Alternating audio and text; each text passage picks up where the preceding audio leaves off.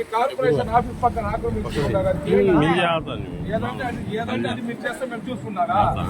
ఏదంటే అది మాట్లాడవద్దంటున్నారు మీరు ఇష్టం వచ్చినట్లు చేస్తుంటే మేము చూసుకున్నారా? గమ్ముగా కరెక్ట్ కాదు సార్. అది మాట్లాడండి, మీ అధికారులతో మాట్లాడండి.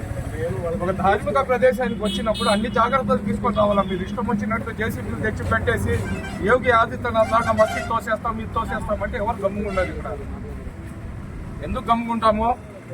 మీకు అడ్డం ఉంటే తీసేయండి, రోడ్డుకి అడ్డం ఉంటే తీసేయండి. రోడ్డుగా ఎన్ని అడ్డాలు ఉన్నాయి నేను చూపిస్తాను అండి, అది తీయండి. మీరు పెద్ద బజార్లు ఎన్ని ఉన్నాయి, ట్రంక్ రోడ్లు ఎన్ని ఉన్నాయి, రోడ్లు ఆక్రమించుకోసే మున్సిపల్ ఆఫీస్ ముందర ఆక్రమించుకుని ఉన్నారు, గవర్నమెంట్ హాస్పిటల్ ముందర ఆక్రమించుకుని ఉన్నారు. అవన్నీ తీయండి, తీసేసి రండి, ఇక్కడ మేము దగ్గరుండి తీయిస్తాము.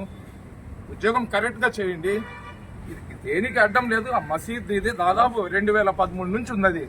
2026లో మీరు వచ్చి ఇది ప్రభుత్వ స్థలం అంటే మీకన్నా ముందర ఉన్న వాళ్ళు కూడా అధికారులు కదా, లేదా అధికారుల మీద మీరు కంప్లైంట్ రాసి ఇవ్వండి. ఆ అధికారులు దొంగలని చెప్పి పగలు కొట్టండి.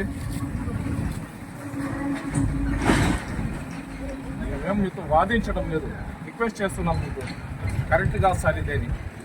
మీరు కూడా కొత్త వాళ్ళు కాబట్టి మీకు చెప్తున్నాం. నెల్లూరు పరిస్థితి ఏంటంటే అధికారులు రాకుండా మీలాంటి వాళ్ళని ఇరికించేస్తారు వాళ్ళ రాజకీయ లబ్ధి కోసం. అందరం కూడా తెలుగుదేశానికే చేసింది. తెలుగుదేశానికి చేసింది మా మసీదులు పగలు కొట్టుకోవడానికా, లేదా నారాయణ సార్ చెప్పారు మీక ముస్లింల మసీదులు ముస్లింలకు సంబంధించిన ఆస్తులు పగలు కొట్టమని చెప్పి లేదు కదా.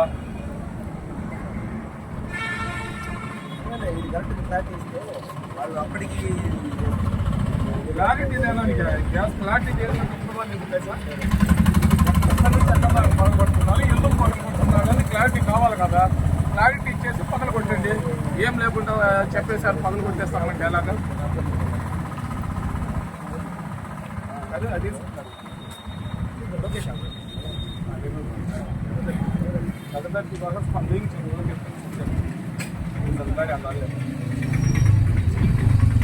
काम करेंगे चलो ये 10 गाड़ियाँ डाले लोकेश आपको कहते लोकेश करने जाब చూస్తే కూర్చుంది ఏందయ్యా మహానుభావ ఇది పాలన ఈ విధంగా జరుగుతుంది కనుక కూర్చుంది. మంత్రి గారి దృష్టికి తీసుకెళ్లారా?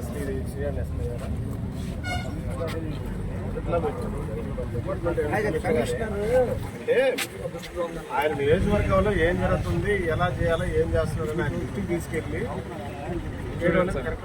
భగత్ సింగ్ కాలనీలో ఆక్రమణ అయినాయి, ఈయన పబ్లిక్ సర్వీస్ చేస్తారు.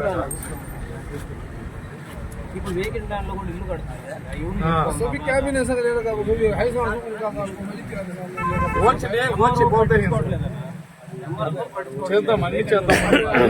నారాయణ సార్తోనే మాట్లాడదాం పోయి. ఇప్పటికీ అలిగేషన్ లేని సబ్జెక్ట్ అని వదిలేసి ధర్మ సంస్థను పట్టుకోవడం జరిగింది సార్.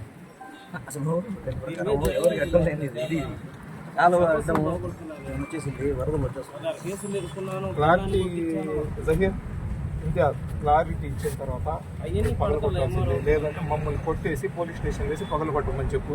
మసీద్ కోసం అంతా త్యాగం చేయకపోతే ఎలా చెప్పు. ఇక మొద్దు చూద్దాం, ఏ మొద్దు ఏం చేస్తారు చేయని. రేపు అనేది ఒకటి ఉంది కదా, ఈ రోజే కాదు. అలిగేషన్ చేయడం వల్ల మళ్ళీ ఎక్కడ డిస్టర్బెన్స్ పార్టీకి వస్తుంది, మంత్రి నారాయణకి వస్తుంది మా అలిగేషన్. మీరు చేసేది కరెక్ట్గా ఇన్ఫర్మేషన్ ఇచ్చి ఈ విధంగా జరుగుంది, ఈ విధంగా జరగాలి అని చెప్పి మాకు కరెక్ట్గా ఇన్ఫర్మేషన్ ఇస్తే దాని ప్రకారం పర్వాలి. ఏమీ తెలియకుండా మీరు జేసీబీ తీసుకొని వచ్చేసి ఈ విధంగా చేస్తున్నారంటే ఆ సబ్జెక్ట్ ఎంత దూరం మొదటి చేయడం ఎందుకు జరుగుతుంది, ఎందుకు చేస్తున్నారు సబ్జెక్ట్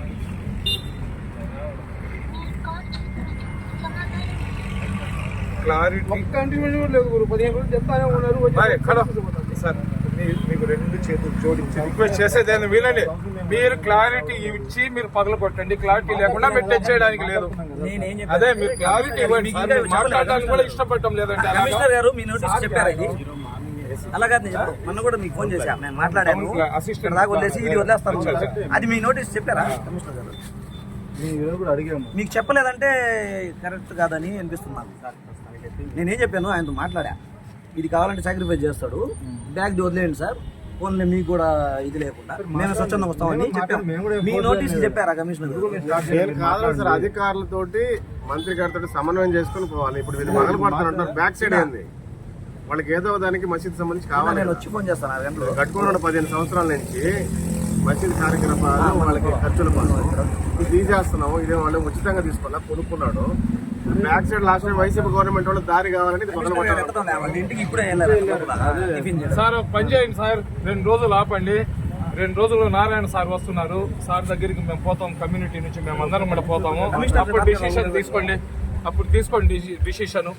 2 రోజులు నారాయణ గారు వస్తారు దుబాయ్. అన్నిటి ఆక్రమణ మీద తీసుకోవాలన్నా, అన్ని ఆక్రమణ మీద అన్ని తీసుకోవాలా? ఆక్రమణ తీసుకోవాలా. గ్రూప్స్ మొత్తం చేస్తున్నప్పుడు కొంతమంది మీద పడి కొంతమంది మీద వదిలేస్తే అంటే డబ్బున్న వాళ్ళు పలుకుబడి ఉన్న వాళ్ళు ఇక్కడ సాధిస్తున్నారు, పేపర్లు లేపించుకొని పడగొట్టిస్తున్నారు. అలాగే అలాంటి వాళ్ళు ఏంటంటే తన్నులు ఇంట్లో కూర్చుంటున్నారన్న. అంత దూరం రాదులే, ఏమవుతుందో చూద్దాంలే.